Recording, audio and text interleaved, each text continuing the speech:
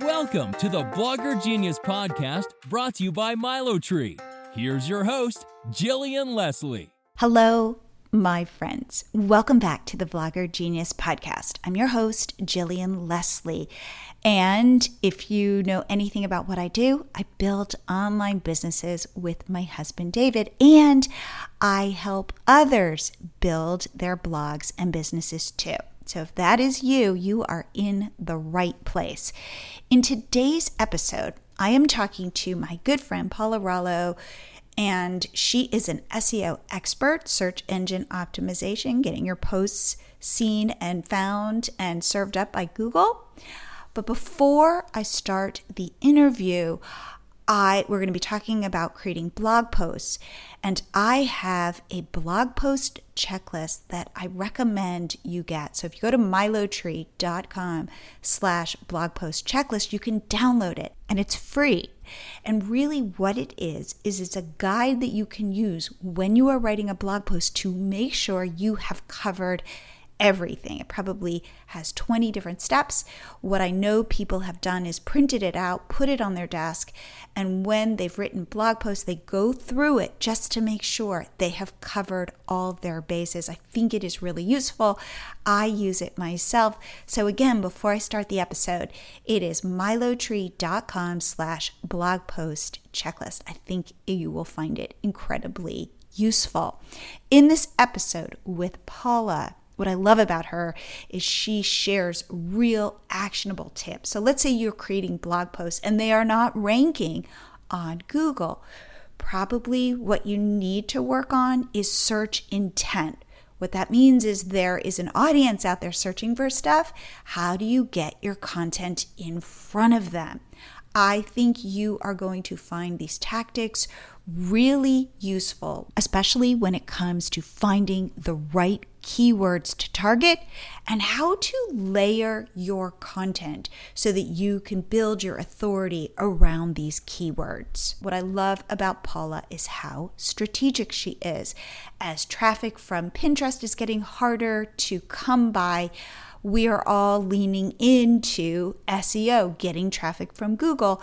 I think this episode will help you. So without further delay, here is my interview with Paula Rollo. Paula, welcome back to the show. Thank you for having me back. It's always great to be here. It's always great to be here. And it's like we can talk about so many different things. But today, we are talking about your specialty because you are an SEO expert.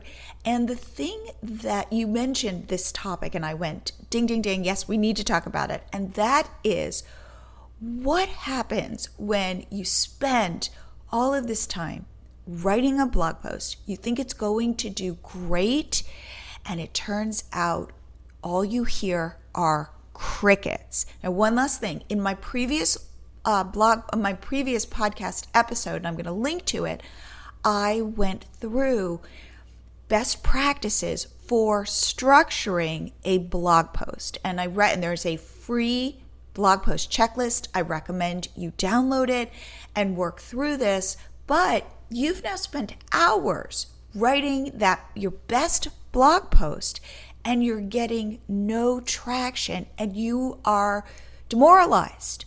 Paula, what do you say? I say this starts for me because I start everything from SEO, not from social. This starts with the search intent of what you're trying to rank for. So what does that mean? Doing search intent. Search intent. So this is something that means what is the person looking for when they're typing in this into Google, this question or this statement, whatever the key, we think of it in terms of keywords, like this keyword is what I want to rank for. On the user side, they're thinking of it as what is their intention when they're typing this into Google? What results are they looking for? Because a lot of the time you can write spectacular articles, but if it doesn't match, if the keyword you're going after doesn't match the intention of what the person is looking for when they type that into Google, you're not going to show up because Google is very smart to figure out what people are looking for. And so we talked about this, we like barely covered it a couple of years ago, when we were talking about like Christmas affiliate income. And that was we kind of tied it in as we're like, if you're writing an article on where to buy LOL dolls, that might be a great, search term that a lot of people search for, but you're never going to rank number one, no matter what you do to optimize that post or whatever. When you type where to buy LOL dolls into Google, it will always be Target, Amazon, literally the places to buy LOL dolls, because the intention of the person typing that in, they just want to know where to buy them. They don't really care about me and my opinion on where to buy them. They want to see, here's a link to them on Amazon, here's a link to them on Target, here's a link to them on Barnes and Noble, and Google's serving them up what they're looking for. And so we talked about that, like a lot of people think about it in regards to purchasing, but the same thing happens with article types. And I'm going to give you an example. So if, let's say you want to write a blog post about how to change a diaper. It's probably a big term. I didn't actually look it up, but it's probably a big term. It would be great for a mommy site, right? And you're like, you know what? I want to beat out everybody else who covers diapers. And I'm going to talk about the history of diapering. And I'm going to cover cloth versus disposables. And it is going to be the most thorough, wonderful resource, like the ultimate resource about diapering. And I'm going to win this big keyword, how to change a diaper, because I have the best, most thorough post out there. And I got a video. I've got a video. Yeah, people love videos. And you got a meta description, and you have optimized, everything that you know to do about diapers, and you've included every detail that you can. And you have absolutely failed with the search intent, because the intention of someone Googling how to change a diaper is they're probably standing at a changing table going, oh my gosh, I don't actually know how to do this. And they get on their phone real quick while they're holding the baby down and like scrolling and trying to figure it out. And they need 1, 2, 3, 4, 5 steps, and short and sweet and to the point. They don't need your history of diapers. They don't need your cloth versus disposables. They need none of that. They need a quick answer and to the point, because that's their intention. And so sometimes we get very caught up in writing because we love writing and we love creating. And like, I was a writer first before I knew anything about SEO. So like, I get that. And I want to write all of the words, but you really have to look at the keyword that you're targeting and say, do I need all the words for this? Do I need to answer every question about this in this post? Maybe in another post, you answer those questions, but not in this post, because this person needs an answer this moment. Totally. So if you are following my checklist of how to write a blog post, I'm saying, what are those questions you can answer? How can you explore cloth versus, I don't know what disposable synthetic, bad for the environment type diapers. Like, how do you could like go off on that, but you're taking it a step further, or you're stepping back from the post and not just saying, I want to target this keyword, like kind of like because I want to target it and I think it's going to give me a lot of traffic, but how do I put myself in the mind of the person with the problem? Yes, exactly. And really look at the top results. So looking at the top results and saying, who's ranking here and what does that tell me? What clues can I get from the people who are ranked up at the top position for this post? And sometimes, how to change a diaper, that's going to be you need to be very short. But if they're asking like the benefits and risks of disposable diapers, well, then you need to be very thorough, and you need to write out every possible thing you can about that, because that's a very like intellectual question, and they're probably wanting research-based blog posts, and they are wanting the history of diapering, and if there's some bad reason that we have diapers the way we do. I really don't know. My youngest is 9, so I don't even know. But I was like, this is an easy example. So there are some posts where you really need to dive deep and answer every possible question. And then there are supporting content posts, which I think a lot of bloggers miss out on because they want to put all of the content in that one post. But there are other posts that you really just need to answer one question quickly but thoroughly and be done. And then let it link out to your more thorough, bigger, the history of diapering in the United States type posts that answer 15, 20 headers. They have the table of contents. They have all of this information in it. But you also have to answer the questions for the little guys who just need to know, I've got a baby on the changing table right now, and I need to know how to change this diaper. Well, it's funny. I had Casey Markey, who's also an SEO expert, on my podcast, and I said, how long should your post be? Now, Yoast will say at least 300 words. And I think that I kind of use that to make sure there's enough content. However, what he said is it doesn't matter how long your post is. Mm-hmm. If you can answer how to change a diaper in 3 steps and it is incredibly thorough and you've got it, and that person standing there with the diaper issue gets the answer they need, you've solved their problem. So then building it out and adding all of this extra stuff feels just like extra stuff that's unnecessary. So let's talk about then.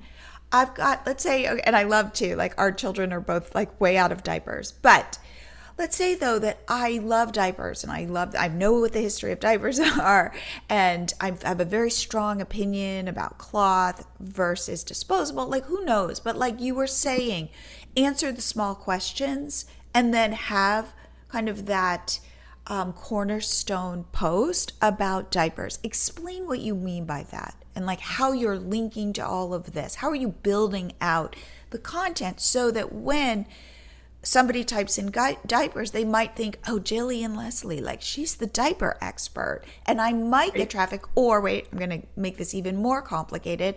Do I not even go after diapers or types of diapers or something, because those search terms are just, those keywords are just too competitive, and I can't be competing with Amazon or Target or any sort of major baby site like Baby Center, whatever it was when Oh, you can totally compete with Baby Center. Okay, so talk to me. Talk to me about structuring this this kind of collection of content. Sure. So it really depends on where you're starting from, because I know a lot of your listeners have been around a while. And so if you're starting from a point where you're like, I have a post that I feel is strong, I feel is maybe even better than what's ranking at position 1 for this keyword. I have captured the intent. It's really, really well, but it's a highly competitive term and I'm not ranking where I want to be. So that is going to go back to a couple of Google updates ago when we had the EAT update, and it was a lot about authority and your site's authority. So even though you know a lot about diapering, if you're on a food blog, it's not going to rank. Or even if you're on a mom blog, but you've never covered diapers before, you're also not going to rank. And so there is a lot to be said for going after, if you're trying to win big keyword up here, going after 5, 6, 10, depending on how competitive it is and how small your site is to start with, small keywords. And I'm talking like 200 searches a month, but it's quick to write. It's 300 words, max. I totally agree with Casey that it doesn't matter the length of your post, but like really it takes me 250 words to say anything that I want to say because I'm wordy.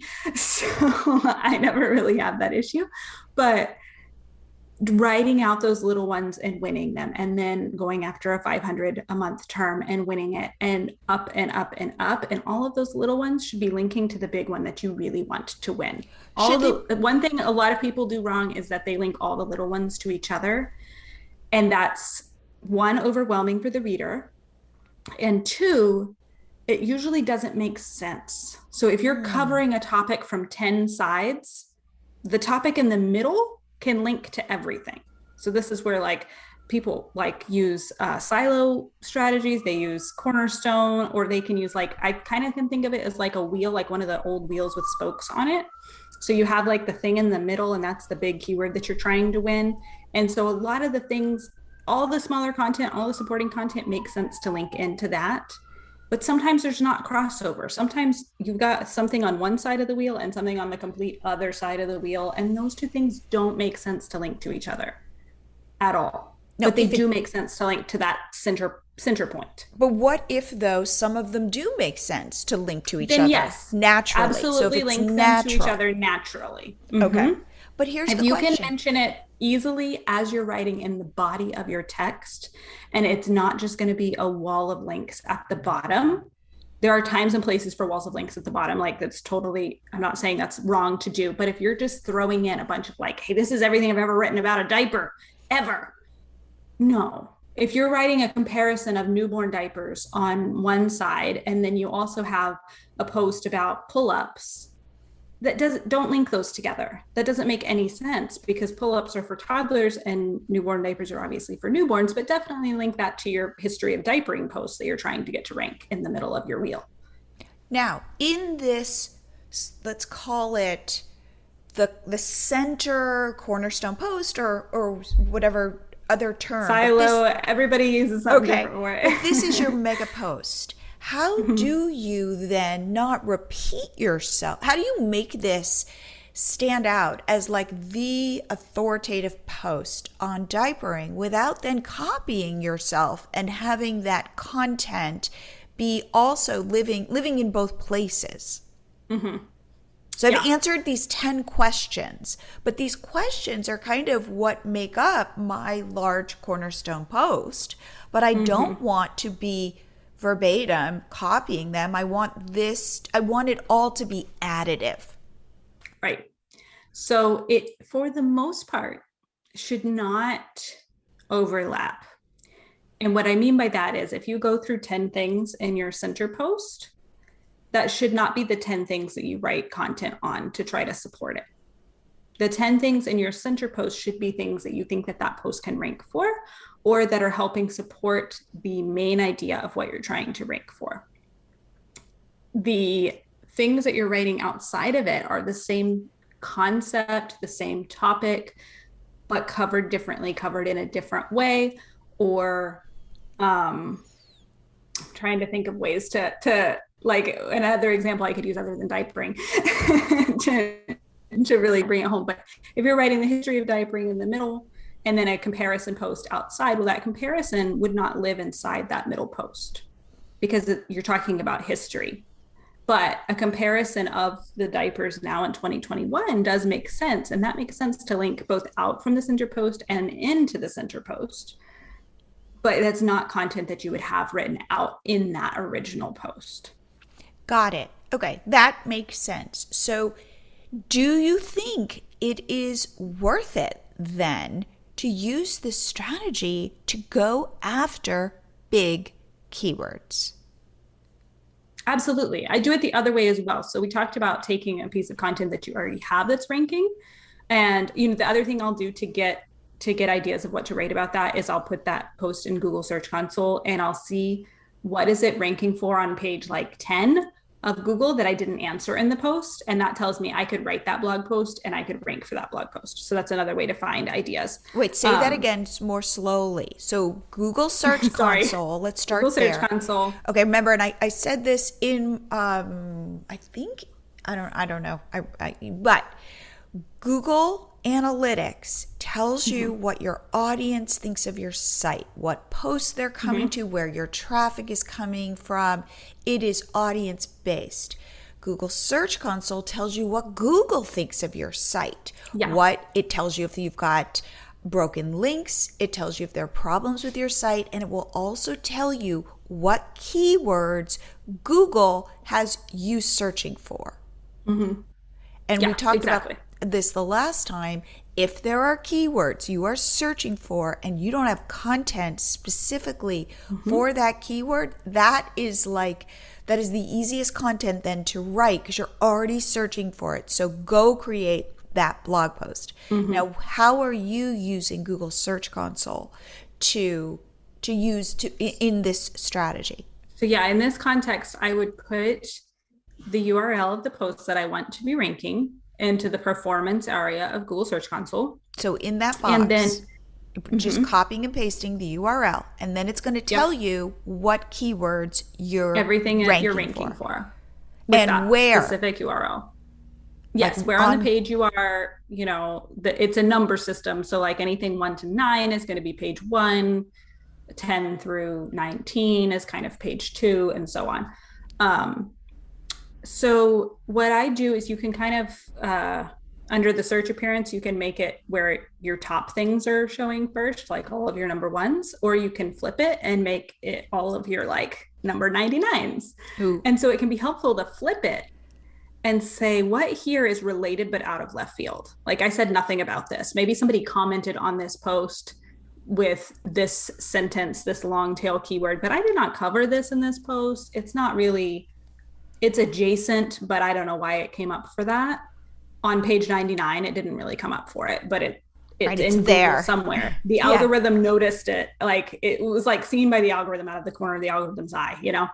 Write that post and have it support this post. It doesn't mean, oh, I should go add this heading into this post. No, you should not. You should leave that post how it is and go write that post and link to your bigger post. That's so now, if you find a heading that you're like, oh my gosh, I can't believe I didn't cover that because I'm covering the history of cloth diapers or the history of diapers, and I didn't cover this big influential thing that happened in the 1920s with diapering. Again, I know nothing about the history of diapering, but right. So I didn't cover it. That should be a heading in the post. If you're realizing like this would enhance this post and it makes sense in the context of the post that I'm writing and I left it out, then absolutely add that as a heading in your post.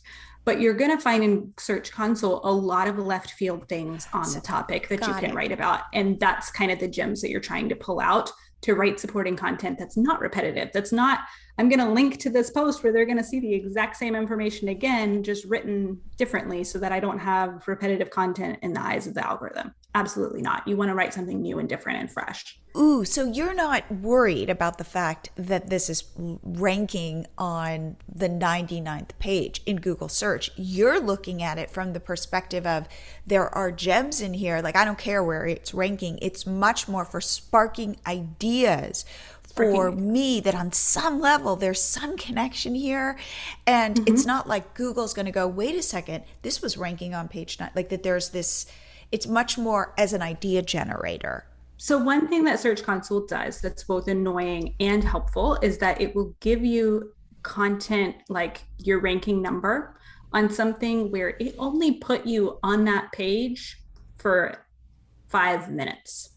But it'll still tell you your rank there is whatever. So you kind of have to click the search result and see the little graph at the top will tell you if it's dots instead of lines, that means Google has put you there and taken you off and put you there and taken you off. And so you can also find gems where you're like position 1 for this big keyword, but you got no, you know, your impressions are 10, but you know that the search results, like 100,000 people search that a month or, you know, whatever the case may be. You know that Google kind of threw you on the first page and removed you, but you know that you're also starting to get authority for that topic because Google's put you there and then was like, no, this post isn't quite right for the search intent here. This post isn't quite, maybe it's not optimized enough. It could be any reason Google has in its mind. I have no idea, but it gives you the information that Google's starting to see your value on the concept, and maybe you should write that post as well. Remember how I said I build online businesses with my husband? Well, we are rolling out a new product I am very excited about, and I think you might be too. It is called MiloTree Easy Payments. If you have a community, you can monetize that community by creating a membership, and you can do it easily with MiloTree Easy Payments. What we say is we help you with the payments, and then you host your membership wherever you like, in a private Facebook group, on Zoom, using email. We integrate with all of that, but there's no platform to learn. It is simple. If this sounds interesting to you, if you've been thinking about creating a membership but didn't know where to start, head to milotree.com/beta tester. And as soon as we officially launch, I will reach out to you. And the best part is there's no monthly fee. We take a small transaction fee. So we only start making money when you do. We are completely on your side. Again, head to milotree.com/beta tester. And now back to the show. Google is always testing. Remember, your results for a certain keyword and my results could be different, but Google is constantly shifting. So if, for example, you are in the number 1 spot for a certain keyword, assume that that spot is vulnerable. Like, it's not like, yay, I got there and it's going to be like that for the next Done. 10 years. You've got to continue to update that post and watch the post and watch what your competitors are doing. And by the way, this is kind of how the internet works. I think people feel uncomfortable. Like, wait a minute, it's a competition. And guess what? It is. It is a competition. And you play it, though, by doing even better work. So it's not by the, yes, there are things called like black hat strategies that people are using to try and game the system. You're not trying to game the system. No. You're trying to do what Google wants, which is provide the best answer to the question.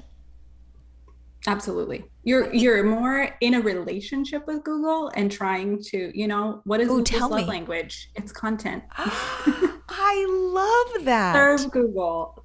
Treat them well. Like, we're in a relationship with all of these things, but like, my relationship with social media is more abusive than it is loving and kind. But my relationship with Google, it's really a two-way street. And this is why I love Google, is because, and I love SEO, is because their goal as a business aligns with my goal as a business. And that's to serve my readers well, because my readers are also their users.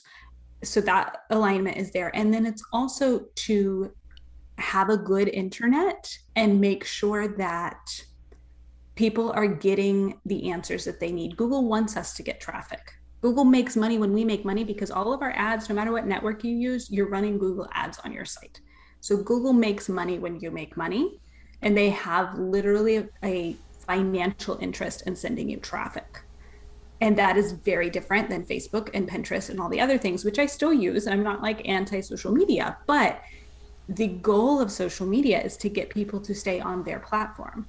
The goal of Google, sometimes, they do results where it's like you ask a question and they put the answer right up there at the top. And that's frustrating, but also like, I get it.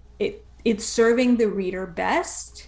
And I need to go after things that can be answered in more than 2 words. And so that's fair. What I like about what you're saying is that it is like any relationship, right? Like David and I, we've been together now 20 years, and we've had to learn each other's, I don't know, like how best to communicate with each other, each other's quirks, how to navigate all of this stuff. And so really, that's like learning Google and what Google's looking for, but also Google learning you, serving up your content in the best way so Google can understand it. It's like, I've used this example previously.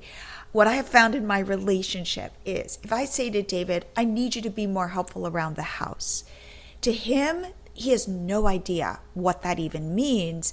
And that, like, he's not a mind reader. But if I say to him, hey, I need you to take out the trash on Thursdays, which he automatically does, or I need you to cut back this tree, or I need you to, who knows what, or, fix my computer. Those are things that he can then do.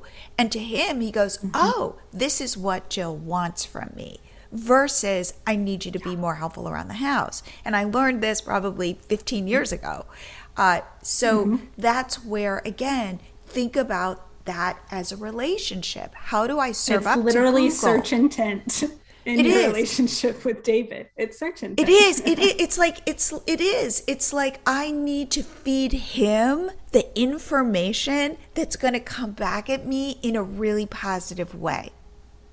And saying be helpful around the house doesn't do that. Like, not good. Saying trash on Thursdays, ding, ding, ding, it works. So I love this as a way of describing it, because I think we see ourselves in an antagonistic relationship with Google instead of and we're really not loving relationship. Exactly. And even like, so their algorithm updates, and it's terrifying every time. I'm on pins and needles, but it's different because their goal is really how can we make sure that we're putting the best sites up at the top of search results so that people will continue to enjoy searching for things on the internet? And all of us as creators need people to enjoy continuing to search for things on the internet. It's just like, Facebook got so toxic during the election season and things like that. And regardless of, I'm not being political at all, but like regardless of political leanings, that was bad for us as content creators because no one wanted to be on Facebook anymore where we were serving up our content. Even if we weren't talking politics, nobody wanted recipes from Facebook anymore either because they didn't want to be on Facebook. And so Google makes changes and switches up their algorithm and does all these things. Well, it's not arbitrary. They're going after those black hat people who are cheating the system. They're going after things that are making their way to the top of the algorithm that shouldn't be there because they aren't serving users well. And it's good for us that happens because we do serve our readers. Exactly. How many times have you clicked on like a link farm, which is just a bunch of links and you know that this is spammy? So one thing that David and I talk about a lot is this idea of the more authentic you are as a person, that we all kind of click on stuff with a tiny bit of trepidation. Am I going to go where I want to go? Am I going to land where I want to, especially on a site like Pinterest? Is this pin going to send me somewhere that looks like this pin that I'm clicking on, or am I going to go someplace? So how do you recommend I signal to Google, I am a real person, this is real content, I'm not trying to cheat the system? What's your recommendation? Oh gosh, we could do a whole hour on that. That is going to get into technical things because Google is going to be looking at both your content, which is wonderful, but also the technical side of your blog. Are there vulnerabilities because you aren't updating your plugins? Did you fill out everything in your descriptions? Like you can go in WordPress and settings and fill out things like a meta description for your blog, a title thing for your blog, and that shows up in Google. You don't see that front facing, so your users aren't going to come across that when they're on your site, but when they search for things in Google, they might see that. Have you filled out your profile about information for yourself personally on your blog? Again, that's back end, but it's still important because Google sees it. Do you have a good about page that describes your qualifications and who you are and your name and all of those things? That adds value and that communicates who you are to Google. So there are a lot of things that are behind the scenes that's easy to ignore because it's not as fun. Like I said, updating things, making sure that your site is secure and on HTTPS. A lot of that technical stuff is not exciting, but it is important to do and to maintain, because when something goes wrong, you can lose some trust with Google. And Google is very forgiving. Like you can get hacked and things go terribly wrong and you can recover from it if you recover correctly. But you still want to not have to go through something like that. So you want to make sure that you're being very clear in your communication with Google on the back end as well. And with your audience too, which is that you let them know that you are who you say you are, that you're a real person. Mm-hmm. One thing that I was talking to another blogger about is how do you create, let's say, the diaper post with all the information about the history of diapers and all of that, while not sounding like a diaper business. That you are actually a person writing this with a point of view, with like that. I always say, be your audience's, for female bloggers, their best girlfriend, the one who hooks them up, not just. So if you sound like a store or you sound like Wikipedia or something like that, see if you can put it in the perspective of like, I'm your best girlfriend and I know we're the best, like the one, you always have that girlfriend, right?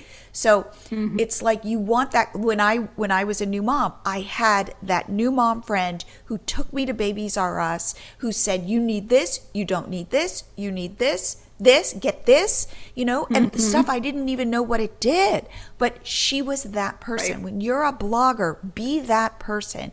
Give that inside information where you say, I'm going to hook you up with whatever information that you need to live a better life. And that separates you from just being some boring authority like this is what I use. Here's why I like it. Here's why I think this could benefit you. What's your thought about that? I agree. I think that the authenticity piece of that is the most important, because a lot of times bloggers will try to create a persona for themselves that mimics other popular, YouTubers or Instagrammers or whoever the case may be. And one, you can tell, and two, you end up dating your content, which is not good. If you're using the popular catchphrases in your posts, just know, because a year from now, people are going to read that and be like, what? Why are you saying this or that catchphrase? So you want to interact in the way that you authentically interact in real life and bring your real tone into it, because it's not going to become dated as quickly as if you're kind of trying to force in the latest hip thing to say. And you're going to be able to maintain it. I would say put your personality, your authentic personality in your actual post, personality because in it. This is how you then build a relationship with your visitor, and you're not Wikipedia. So think about that. What is my special sauce? What can I hook you up with that I know that will make your life better? How can I lead you on some sort of journey? Think about it from your own personality. Now, here is my last question. Okay. I do all of these strategies. How long does it take for me to see results?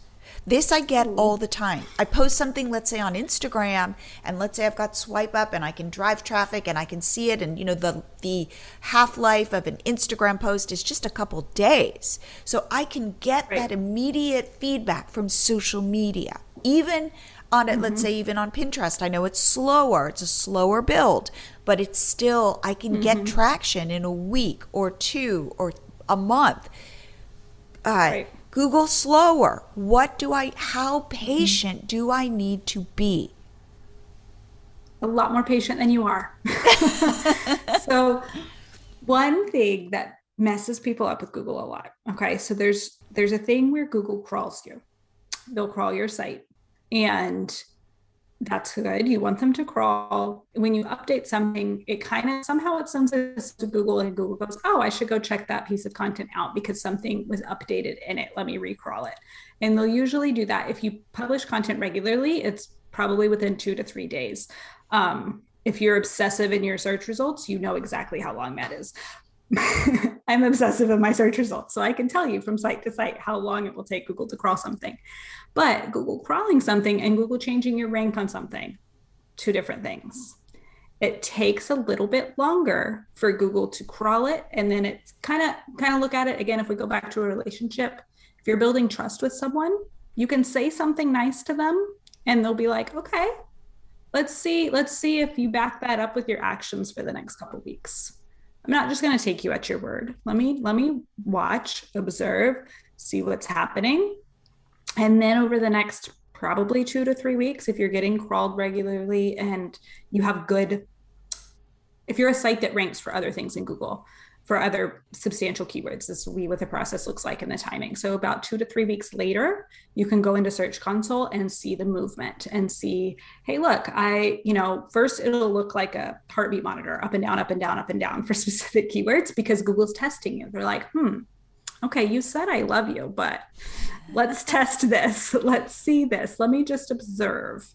And so you'll be on the position you want or close to it, and then off, and then on, and then off. And the thing about Search Console is it's going to show you those things. This is again where it's helpful for the little 5 minutes it's on there and then pulls it off. You're not going to see that in Google Analytics because you're not going to get traffic from those 5 minutes. But those are the trimmers you're looking for that hey, I did a good job. And this is where a lot of bloggers get it wrong, because they go, ooh, it was only there for 5 minutes, but it was there. Let me go in and let me tweak some things. No. Leave it be and wait a couple of weeks. Again, what you're waiting for is for those up and down lines on the keyword that you're going after in Search Console to become a flat line. When they've become a flat line for probably at least a week, if that flat line is not where you want it, then you can reassess. Say, hey, do I need more supporting content? Are there some headings that I missed? What other keywords am I showing up for that I wasn't previously? What is this content telling me that I'm seeing in Google Search Console? But you really want to wait for that flat line before you do anything. And that might take a month, might take 6 weeks. It depends. But if you're going in there daily and tweaking and let me add this image and let me change this and let me change that, you're not building trust for that piece of content with Google. Because Google's like, well, I saw it, you said this, and then you did this. And now I have to recrawl you and see, okay, what does it say now? How is it different? You just changed a sentence. Okay, well, can I trust that this sentence is going to be there tomorrow? Maybe, maybe not. So it's going to take longer to figure out what changes you made were effective and what you need to do. You're giving yourself way less data to work with, and it's going to take way more time if you go in there and keep messing around. Instead, make your changes, make sure you know what you're changing and why, and then let it flatline and see where you ended up. Then go in and change more things. I'm very pro changing things and updating and tweaking, but do it once you've you've got your flatline and you know where you're going to be ranked. Got it. And it may, like I said, I do say a week instead of like a 2-day flatline, because sometimes you'll get a 2 or 3 day flatline and then you'll jump up and you'll flatline a little bit higher because Google saw, oh, you know what? I put you in number 1 for this 500 a month keyword and people liked it. So now I'm going to jump you up to this 1,000 a month keyword and see if people like you there. And so that's kind of the progression that you want to happen and you don't want to mess with while Google's crawling you and deciding where you should go with your update. So once, let's say that I've published my post and it's kind of settled somewhere with certain keywords, how often are you going in then and updating that post? It depends. Okay. It really depends on how competitive it is. If it's a very highly competitive term, I might go in there. It really depends. If I feel confident that it is the best post that it can be, I'm going to leave it be. Okay. If I feel like I could have done it better, or there's an image I could put in there, you really want to take the time to make sure that your updates get your post to be the best it can be, where you don't feel like you have a lot of room to update. Okay. And then you can focus on the smaller content. Sometimes you write a post and then you learn more, or you write a post and then you have more resources to add to it later. And that's okay. Go in and update and optimize. So your biggest ones, you definitely want to be looking at multiple times a year, but that doesn't mean you need to update them multiple times a year. It means you need to look at it and really assess, do they need updated? Who else is ranking in the top positions? Have they changed anything? Has something changed in kind of the world where I might need to add more information or take information away? All of those things you kind of need to reassess a couple times a year for very large keywords. I love this. All right. So my biggest takeaway is you are in a relationship with Google and you need to behave well and you need to figure out how best, what your love language is, what Google's love language is, and how to make that relationship solid and continue to, just like you work in your own relationships in your own life, stay in there and continue to work on that relationship. Absolutely. And let Google change and grow as a person and continue to love and support Google as they do. And hopefully Google then will do the same for you. They will. That's the thing. It's a good relationship because Google always does do the same for you. I love that. All right, Paula, if people want to reach out to you, if people need SEO help or have SEO questions, what is the best way? paularollo.com or paularollo@gmail.com. It's ROLLO is my last name. So I have a site with my SEO services. There's a content package that I have on the site, but then I do also do deep dives and one-on-one calls if you email me. And then if you just have a question or something, just shoot me an email and we can talk. I love that. Well, Paula, thank you so much for coming back on the show. You will be back again because we have a lot to discuss. There's always more to discuss with this good relationship we have with Google, right? I hope this episode gave you insights into how to build a strong, healthy, long-lasting relationship with Google. What I like about SEO is if you do the work, if you're strategic, it will pay off for you. It's not like trying to figure out how to go viral. It's really serving up the best answer to the problem you are solving. Before you go, grab my blog post checklist if you haven't already. Head to milotree.com/blog post checklist and you can download it and start using it. I'd love to know what you think about it. And if you are wanting to start a membership, I have a solution for you. I think you will love this.